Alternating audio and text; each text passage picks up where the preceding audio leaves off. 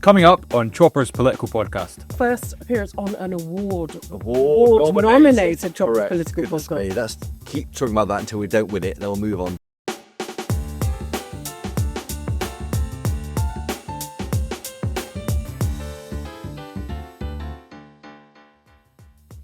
Welcome back to Chopper's Political Podcast, where I bring you the best guest gossip and news and stories from our studios at GB News here in the heart of Westminster. My name is Christopher Hope, and I am the channel's political editor.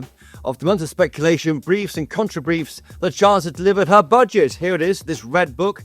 Here's all the detail we've been going through over the past few days. Most experts agree this budget has managed to appease two groups of people, and they don't have many votes, but they're very important. The first one is the bond markets, because there were concerns that there might be a run on the pound. Had this budget gone wrong in the same way that Liz Truss's did for the Tory party all those years ago? Well, that hasn't happened, and that is probably a relief. I know it's a relief for the Chancellor, Rachel Reeves, and the Prime Minister, Sir Keir Starmer, who I was with moments ago. More of that in a second.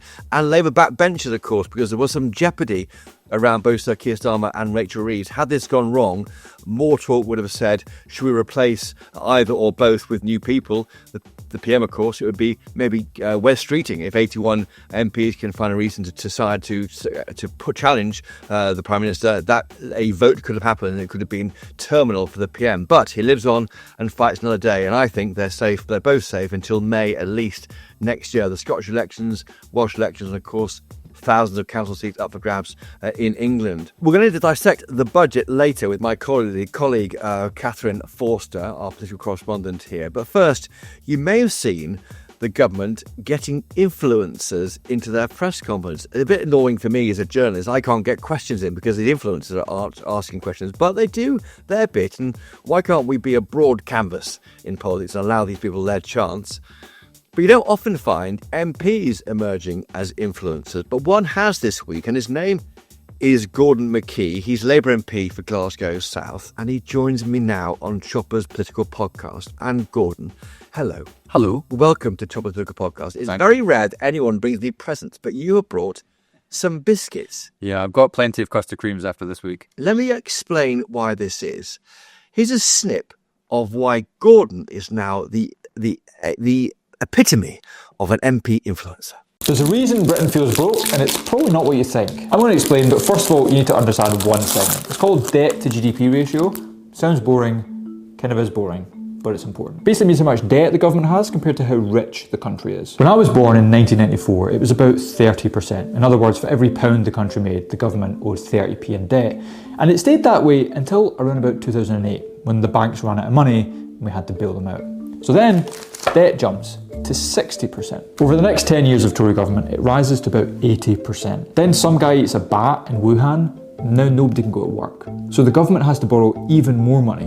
And today, Britain's debt-to-GDP ratio is roughly 100%. But the weirdest thing is that's not even the main problem. Because in France, the debt-to-GDP ratio is 113%. In America, it's 120%. Japan's 240%. What's really mad is that Britain is paying more interest on its debt than any of these countries, because the people lending money to the government aren't just looking at the total amount of debt, but how quickly it's racking up. So Gordon McKee, that was fascinating. That's been viewed how many times now on social media? It's the millions, 3 million, I think, on Twitter. For people who are listening, I should say, Gordon, if you explain to me, for me, as well, watching on YouTube and elsewhere, what you were doing with biscuits and which biscuits they were. Yeah, well, I had custard creams and bourbons, and the idea behind it is I think a lot of people in politics talk about bond markets, gilt markets, debt to GDP, and I think most people sort of think, what on earth are you talking about?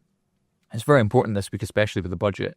And so I decided to try and demonstrate what's happened to Britain's debt to GDP over the last 15 years. It's gone up a lot, using bourbons to demonstrate debt and custard creams for our GDP. Okay, and you've arranged them on the table here at Chopper's Politics Podcast HQ. Yes. Describe what we're seeing. Well, I said, okay, all right. So what basically happened when I was born in 1994, Britain's debt to GDP was roughly 30%. So it was about this. Then you had what's that one doing there? This is a spare one. Should we eat this one? We'll eat this one. If you do well, you get a treat. Yeah, that sounds good. So Britain's debt to GDP was 30%. So if you take, actually in this case, bourbon to be GDP and Krispy Kremes to be debt, this is kind of what it looked like. And that looks pretty That's healthy. No, That's that's pretty healthy. growing there, and that's the debt we have to support. Exactly. And then in 2008, you get the banking crisis, and it turns out that the banks have run out of all of our money, so we need to capitalise them and take them over. And so Britain's debt to GDP goes to about 60%, which is high, but it's not especially high. It's still survivable. You then have 10 years of Tory government, and it rises to about 80%. By what date? This is about 2019. It's about 80 COVID. Before COVID. You then Ukraine. you then get the pandemic. We have to borrow loads of money, and today our debt to GDP is much closer to 100%. Now, the really interesting thing about this is it's a massive increase, 100% of GDP. There are other economies with much higher rates of debt to GDP. So in France, for example, it's 113%. In Japan, it's 240%. But we pay more interest on our debt than any of those countries. Why is that? Partly because the bond markets look at Britain's debt increase in the last 15 years and they think it's gone up at an incredibly fast rate. So that's why the budget, I think, was really important this week. And as you said in your intro, the gilt rates have gone down since the budget yesterday. That means we're paying less in debt interest because right now, 1 in 10 of every pound that we spend as a government is just servicing the debt that we have. And it's not a good place to be if you're spending more servicing your debt than you are defending your country, for example, or on public services. And so having sound public finances, having the fiscal rules is actually really important in real life as well as in Westminster.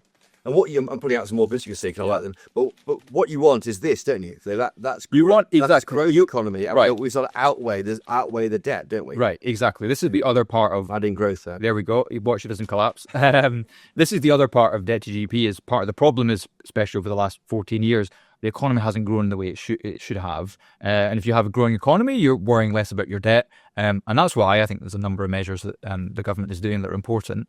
You'd expect me to say that as a Labour MP, but I just believe it. What are they?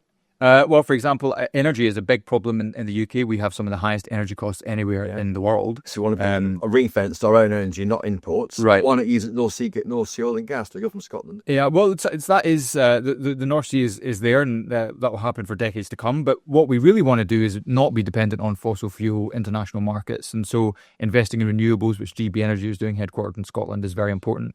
Not just to protect the planet, but to drive down bills and to give us proper security. So that's just one of the examples of the things that we need to do, and will help grow the economy.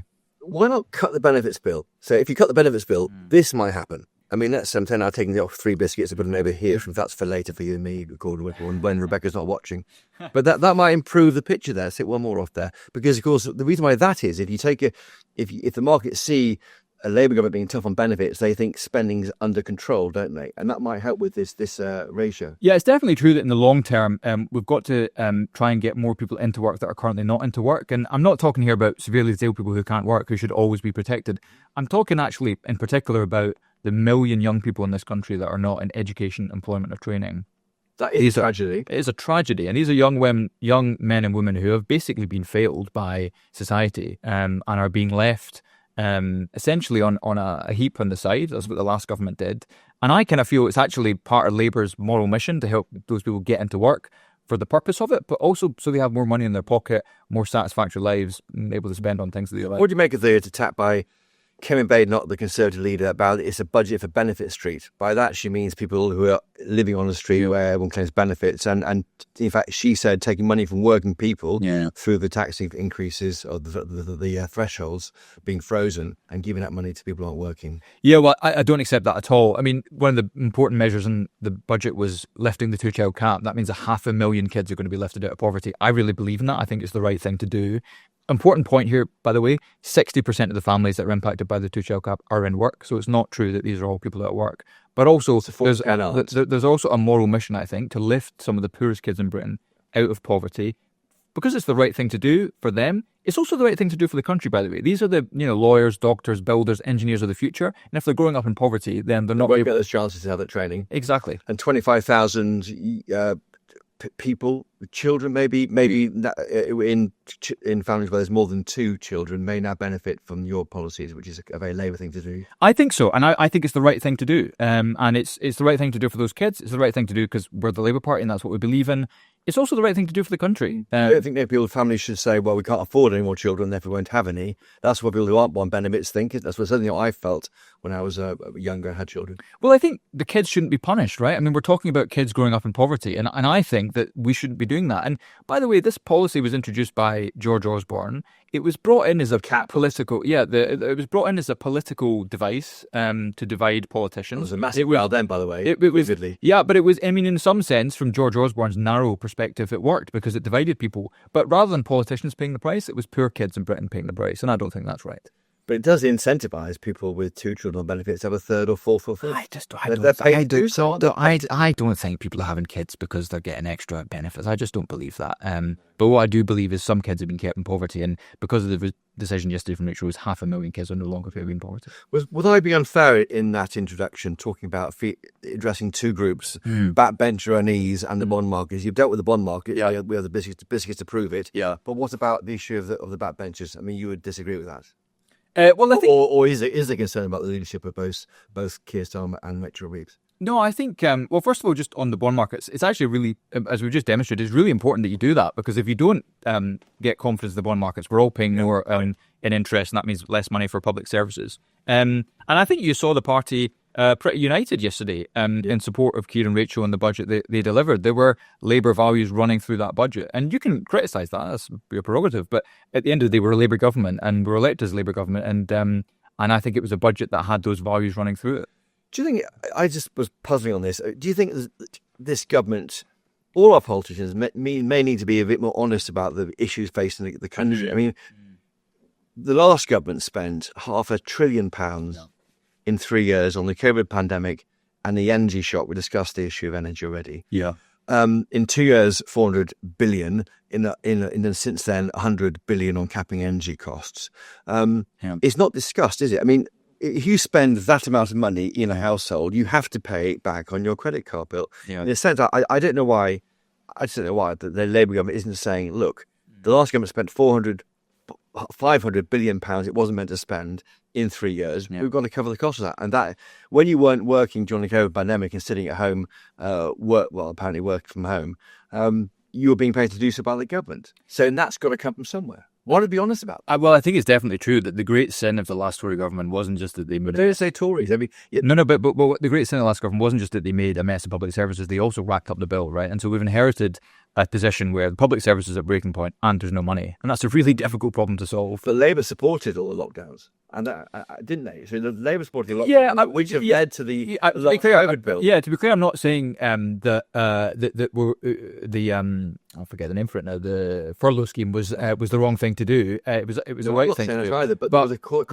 But actually, if we go back to our custard creams, even before the pandemic, our national debt was more than double what it was before the banking crisis. So the pandemic contributed for sure. But I don't. Most people would say, fair enough, like that's a global shock. But actually, the debt went up by quite a significant amount in the years preceding that as well. Yes.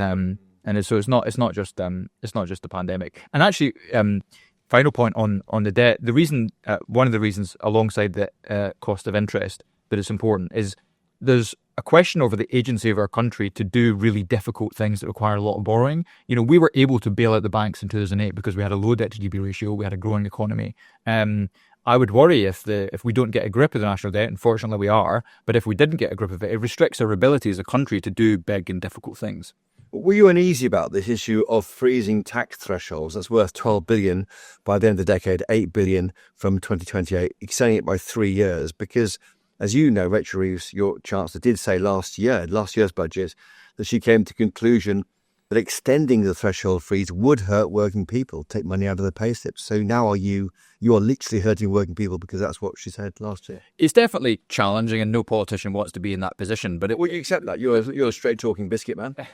It's challenging for sure. Hello, I'm Bev Turner. Now, it can feel like the money in our bank accounts at the moment does not keep up with the cost of living, and maybe there's a solution. I'm here today with the CEO of TallyMoney, Cameron Parry. Cameron, what is TallyMoney? Well, Bev, with TallyMoney, you get a current account and a debit card, but instead of pounds, you use milligrams of gold as your everyday money. So why gold? Gold traditionally is a great store of value. It has, on average, gone up at over 11% per annum for the last 25 years against the pound. It's tripled in value in the last decade, and in the last 2 years alone, it's increased by 50% against the pound. Banks savings products just can't compete with that level of growth.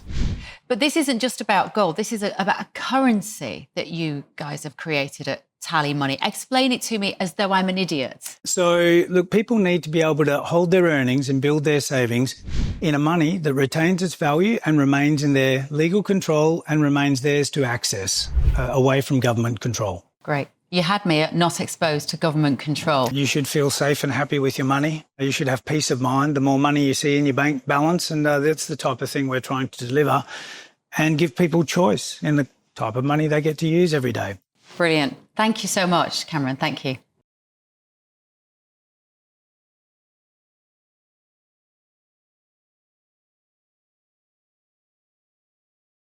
It's important to say, by the way, there's a lot of chat in the run-up to the budget about raising rates of income tax, VAT or national insurance, and we didn't do that. That was the commitment. That was the commitment that we made in the manifesto, and we stuck by that. And I think that's really, really important. So I think that's significant. And to be clear, the commitment we made was not to raise those rates, and we haven't done that. It is true that the thresholds have been extended, and many of your listeners will know, but what the Tories did freeze it from 2021 to 2028. We're saying that would have to be extended by a few years. It isn't easy, but the way I think about this, Chris, is our country is in a bad financial position. I think most people listening to this podcast know that the country's in a bad financial position. We are asking first and foremost the wealthiest to pay more. We had a mansion tax yesterday, so the top 1% of viable homes are paying more so that the 99% can have better public services. But there's also an element of which we all have to contribute, because I think with the right plan, I think the government has the right plan, we can get the country on the right footing. But it won't be easy, and it's going to take a lot of work, and a large part because of the domestic. The mansion tax there, is adding a couple of letters. Is it on the council tax? I think that's how it's so essentially, yeah. So if a home's worth more than £2 million, they'll pay additional tax, and if it's worth more than £5 million, they'll pay an even higher rate of additional tax. And people, that's going to warp the market, so people will not want to value their homes over the threshold to trigger it, and that might mean people don't want to, do up their homes to make it look more expensive, or don't want to move house because it might. I mean, I don't know about you, Chris. I don't know many people with £5 million houses. I worry about. Yeah, I would worry about this. I don't know. Yeah, so I think but there are I'm overthinking it. Yeah, there's a small number of people in that position, and those people are very fortunate. And I think it's fair when the public finances are in a bad state that we ask people to pay a little more. I've got one more question for you, McKee. What is your favourite biscuit? Custard cream. Although I have to admit, after this week, I might not eat another custard cream for a while. How many have you eaten this week? A lot. Yeah, once you're over the packet. Well, exactly. And we had all these, after we did the video, we had all these biscuits, which I took to my office, and we've kind of been gradually munching our way through.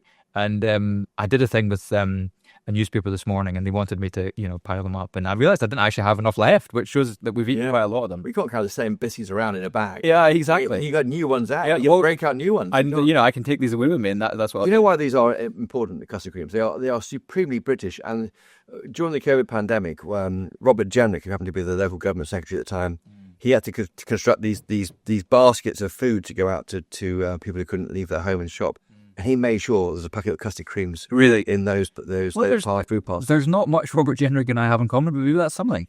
Gordon, I'm so sorry. One last question. I'm going to ask you, back to the biscuits, Gordon McKee. How did you come up with this idea?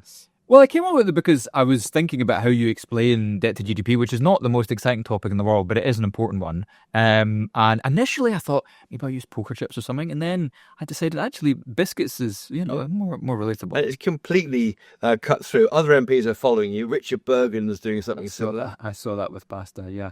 I worry I may have created a trend here, which I can only apologise. Stuff. Yeah, I can only apologise. You've got to improve on these biscuits next. Hobnobs, they're quite chunky. Well, the benefit of custard creams and bourbons is they sort of stack quite easily. I mean, I was talking to someone who said, why didn't you use Jaffa cakes? But it's quite hard to pile Jaffa cakes on. And if they melt under hot lights. This is a good point. What do you do then? Exactly. You got a large amount of debt. Yeah, exactly. And you don't want your economy to melt. That way lies madness, Gordon McKee. Thank you for joining us today on Chopper's Political Podcast. You don't need to take your debt and income with you. We can leave them here for... Well, we're going to eat them, aren't we? Yeah, have a go. Now, I'm joined here at Chopper's Political Podcast by my colleague, Catherine Forster, the Chief Political Correspondent at GB News. Catherine, welcome to Chopper's Political Podcast. Your first appearance. Thank you for having me. I'm very excited. You've been on once before, I think, but your first appearance for a while. So first appearance on an award nominated Chopper's Political Podcast. Let's keep talking about that until we don't win it, and then we'll move on. But look, here we are. Here's the budget. It's a thick document. The headlines, of course, are thresholds being frozen, raising £12 billion a year by the first year of the next decade. 3 more years of this. The Chancellor told us she wouldn't do it because it's taking money from working people. That's a clear breach of what she said she'd do last year. Do you buy the reasons why she's done it? Yes and no. I mean, first of all, I'm old enough to remember being on the Labour election bus when we were repeatedly told that there would be no need for tax rises beyond, I think, about £8.5 billion that would come from VAT on private school fees, non-DOMs, very limited, because all the money was going to come from growth. Now, clearly, there's been very little growth since the financial crisis. I don't think that was ever credible, but they said that. Then they found a 22 billion black hole, they say. £40 billion of tax rises last year. She said they'd never need to do it again. Lo and behold, 26 billion this time.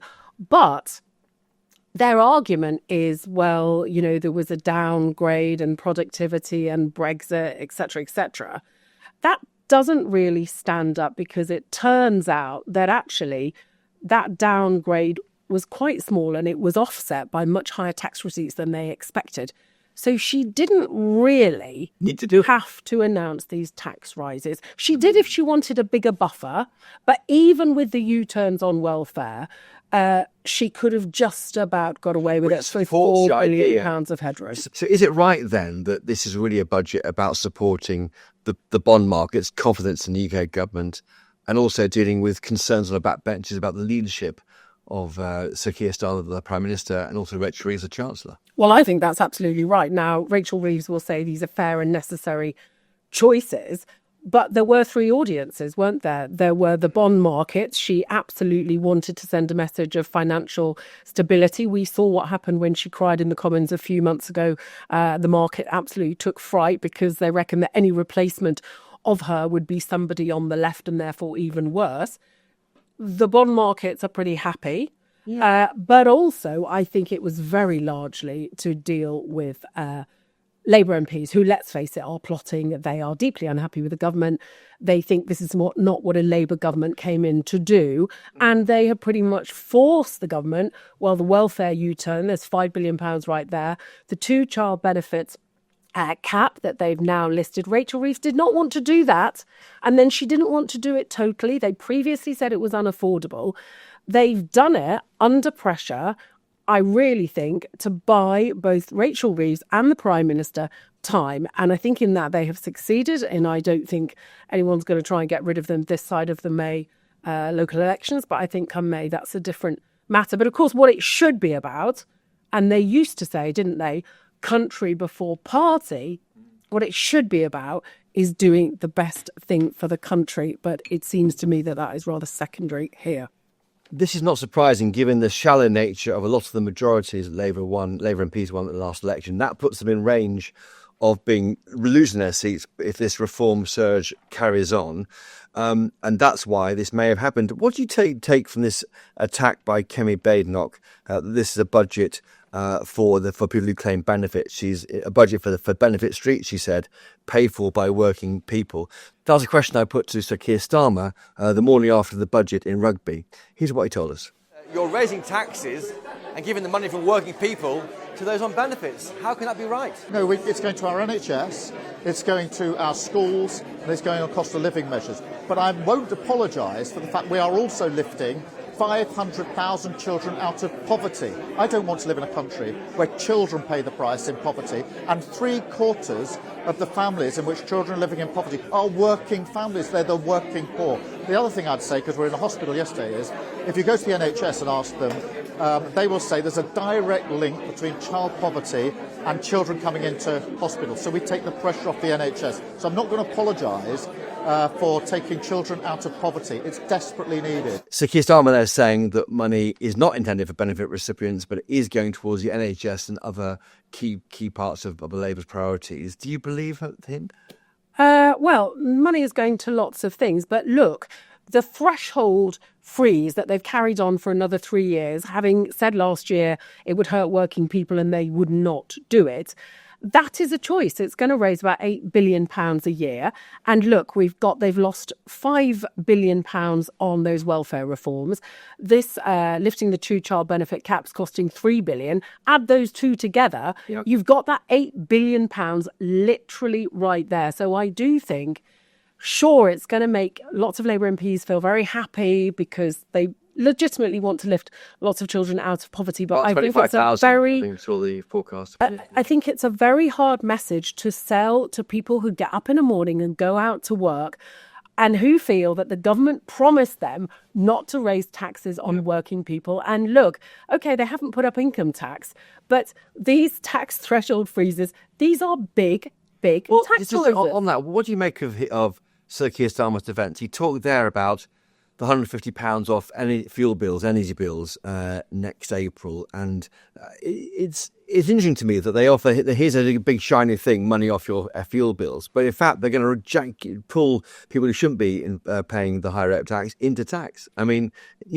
here's an idea, but here's what we're doing behind the scenes. It doesn't look very, how do you say it? It looks a bit kind of, he's doing one thing with one hand, and the other hand he's taking a lot of money away from you. Well, yeah, but I mean, they always do this in budgets, don't they? But okay, there's lots of sweeteners. So look, we're freezing fuel duties. We're freezing rail fares. That hasn't been done for 30 years. We're freezing prescription charges. We're taking money off your energy bills. All these things that they're doing. But the bottom line is that living standards have been stagnating really since the financial crisis. We've had next to no growth, and they know that they've got to make people feel better off. And the projections are absolutely appalling. I've got somewhere here.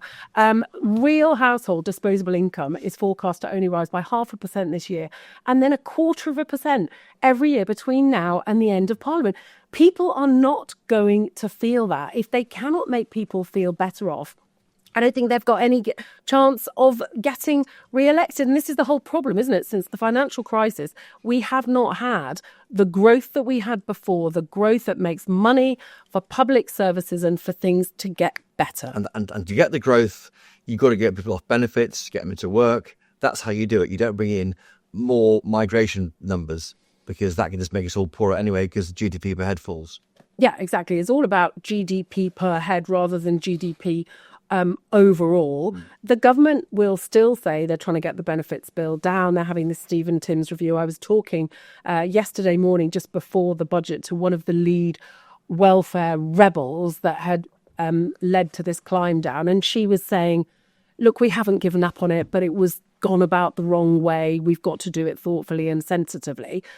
But look, the benefits bill is just going up and up. And as for growth, yes, you need people to be working rather than sitting on benefits. I think one thing you can say in favour of the government is what they have done, announced more last year than this, was big long-term infrastructure spending, investing in infrastructure, things like nuclear power, transport and so on. Now, those will take many, many years to bear fruit, and it may be another government that benefits from that. But that, I think, is positive, not that it's going to get them out of the hole that they're in. What did you make of all the claims and counterclaims about misogyny? So we heard Kemi Badenoch do an impression of Rachel Reeves at this dispatch box. Here's what Kemi Badenoch said.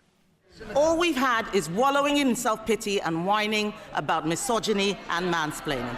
So, Madam Deputy Speaker, let me explain to the Chancellor, woman to woman. People out there aren't complaining because she's female. They're complaining because she is utterly incompetent.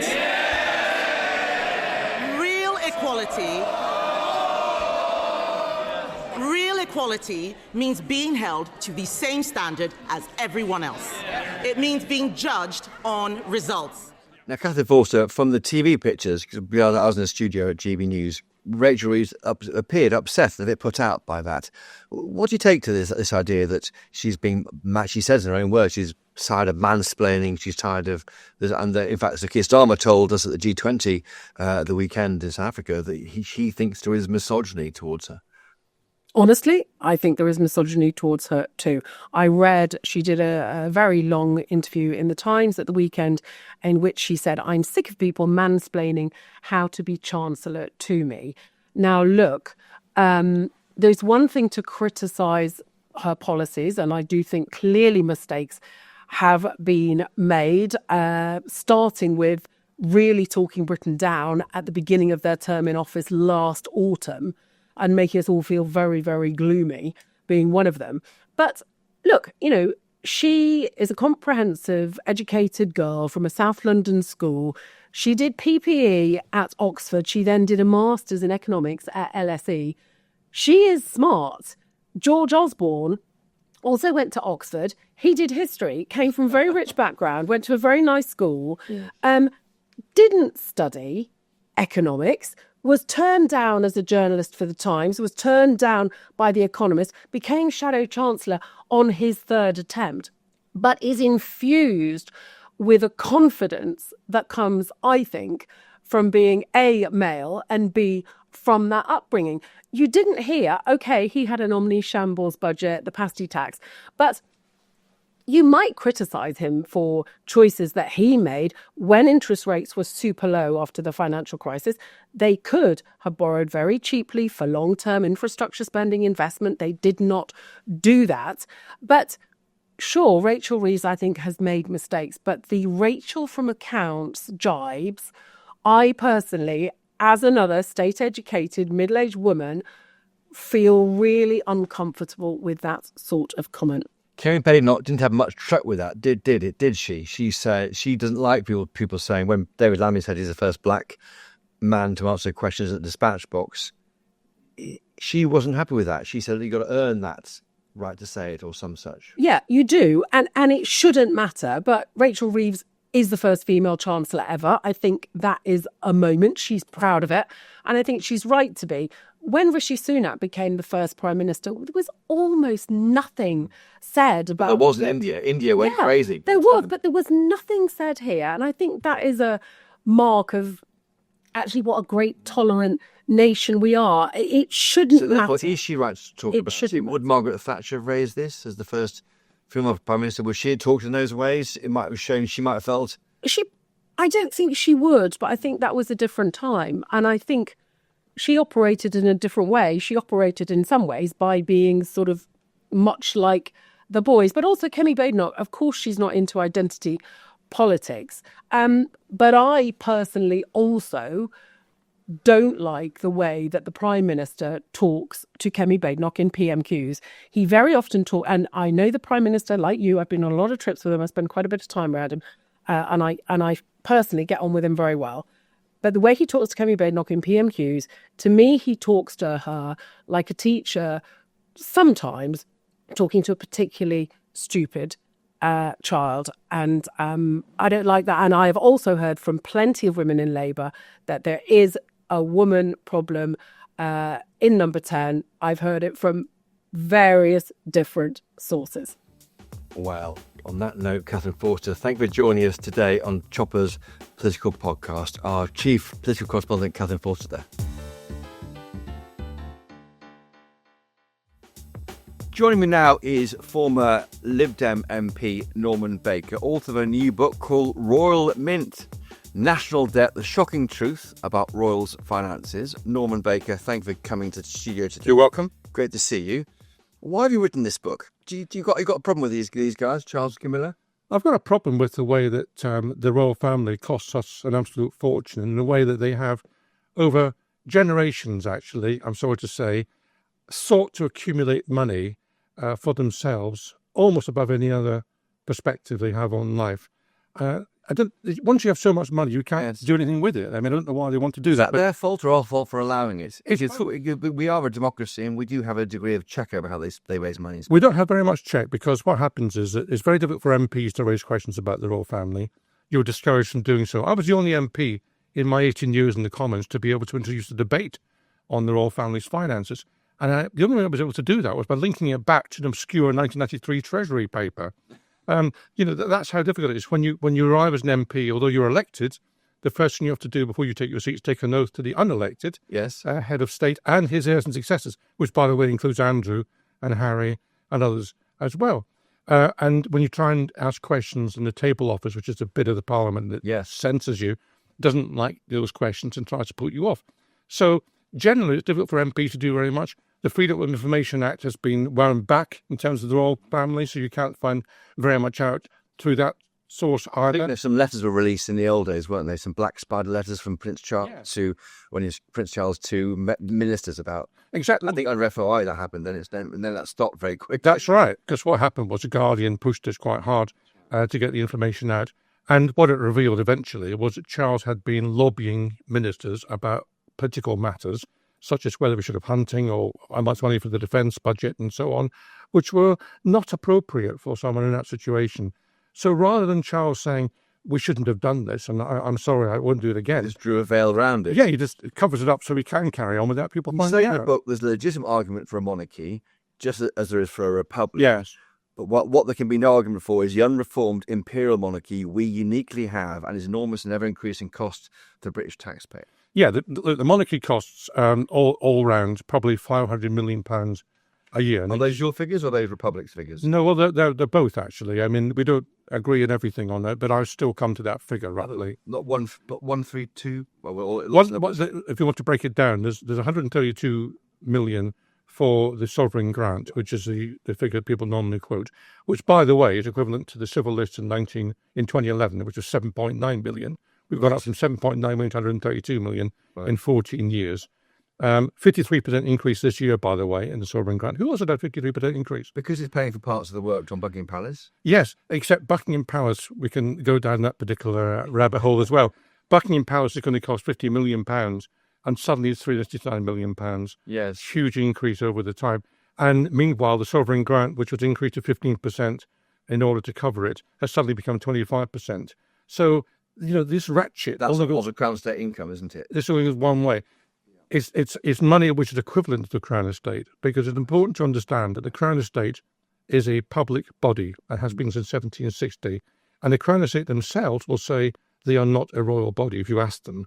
And the linkage between the Crown lands and the monarchy was broken in 1760, and what happened in 2011 with George Osborne's acquiescence was that there was a link re-established between the profits from the property company, which is the public body of the Crown Estate, and the royal family. And it's quite improper. You may as well link the royal family's finances to Tesco's, because it's irrelevant.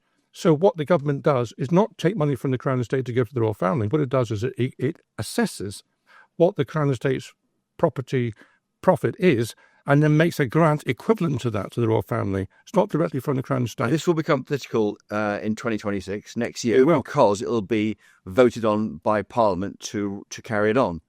And we think it should fall, I think, because the works on Buckingham Palace are finished, and that's well over. It must fall. It must fall by quite a long way. I mentioned £500 million figure. That's 10 times the next nearest monarchy in Europe, which is the Dutch monarchy, which is about 50 million. Yeah, 46 million here. Norway, 24 million. So we have this, you call it an imperial monarchy, but we're told, aren't we, that it's just the price of a cup of coffee. I always bought you a cup of coffee. That's our commitment to this monarchy. The price of a cup of coffee. So what's the beef? I mean, and who would you replace the monarchy with if it wasn't Prince Charles and King Charles and Queen Camilla? Well, look, it's not a cup of coffee. That's spin from Buckingham Palace, which is worthy of Alistair Campbell, to be perfectly frank with you. It's far more than that, because as well as the sovereign grant, which in itself is excessive, there's a cost of security for minor roles no one's ever heard of. There's all the other tax exemptions, which they alone have. There's 11 working royals, aren't there? There's 11 working roles.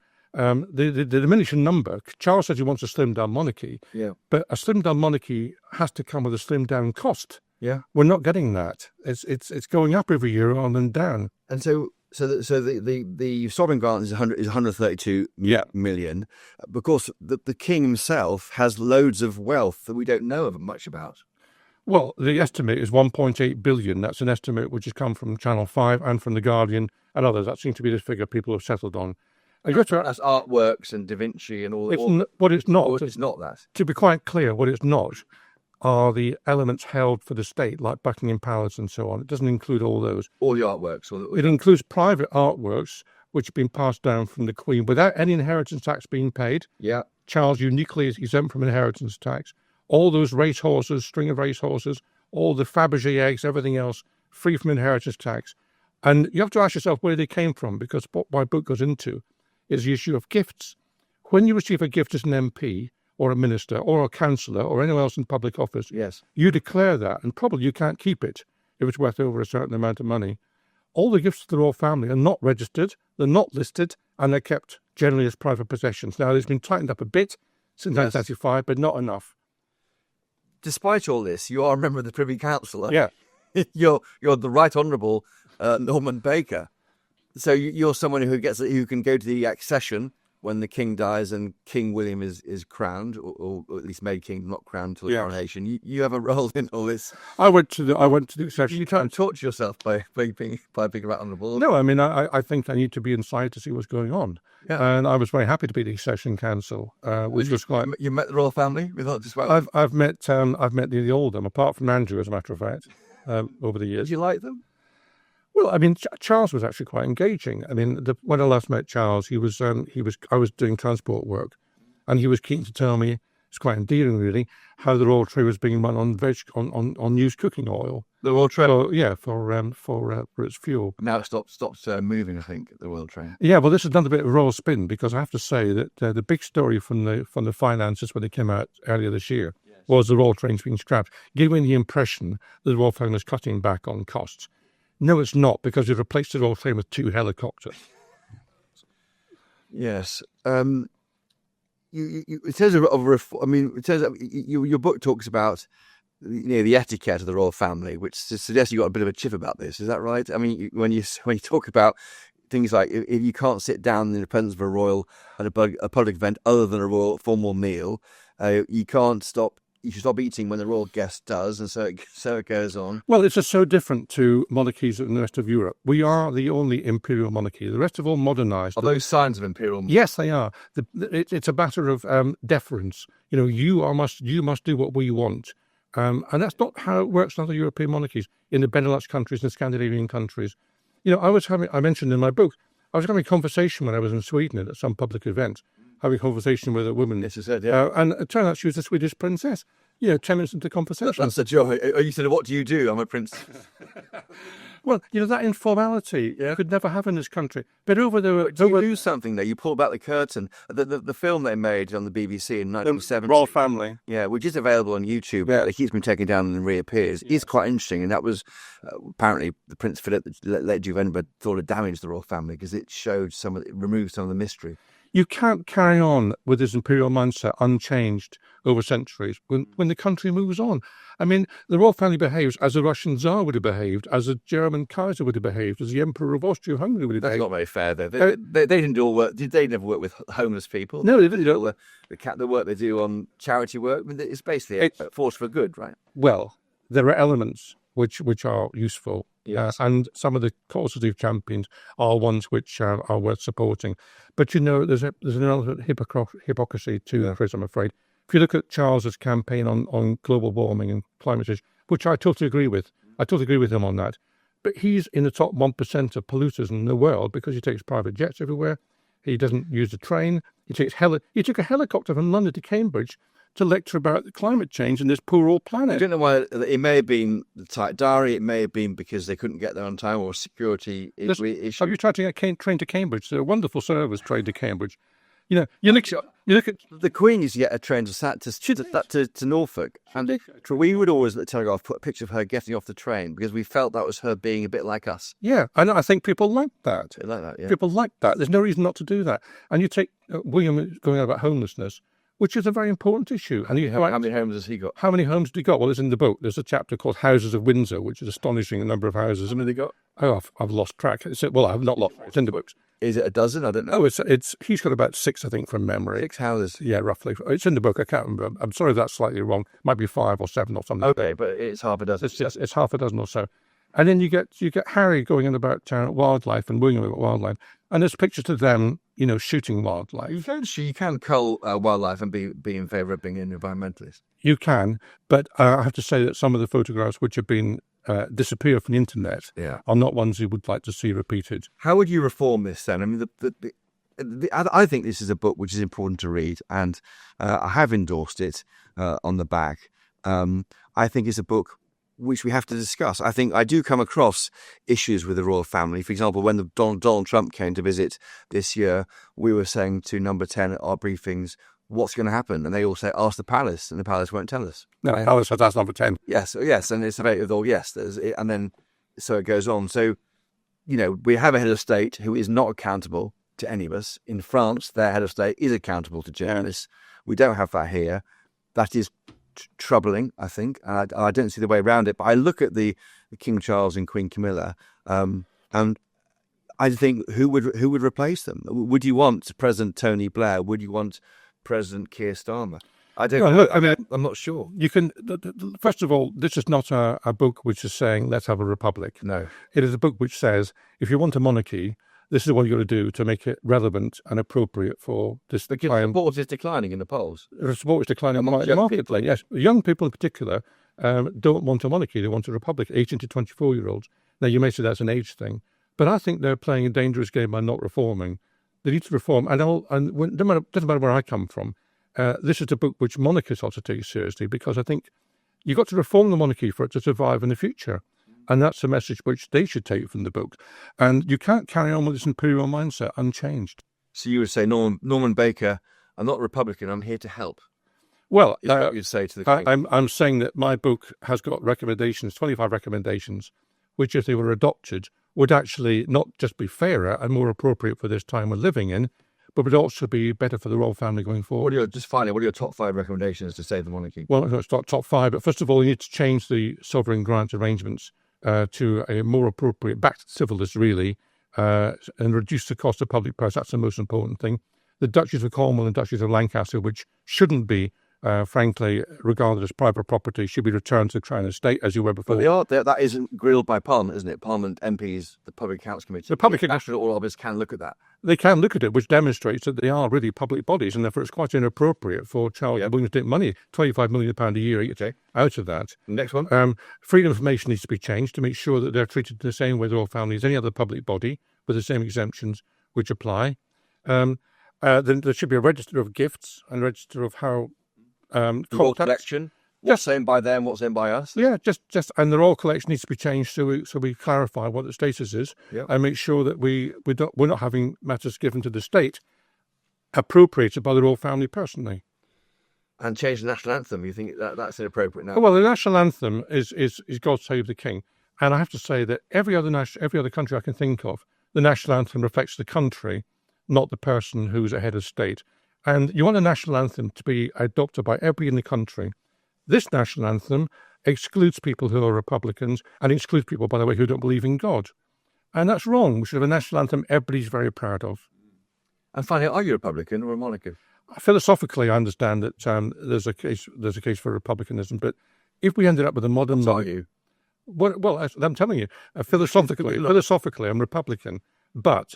if we ended up with practically you're a monarchist. No, if we ended up with a monarchy, we are where we are now. If we ended up with a monarchy which is far more reformed and far more like those in Europe, you can keep all the change of the guard and all that, I don't mind all that, then, we could live with that. But what I don't want is a monarchy which is arrogant, which accumulates public money and sees that as its function, and one of its major functions to do that. I don't like that. It needs to be reformed. Well, the book's out this week, Royal Mint National Debt, The Shocking Truth About the Royals' Finances. Thank you for joining us on today's award-nominated Choppers Fiscal podcast. Thank you, Chris, and good luck with your nomination.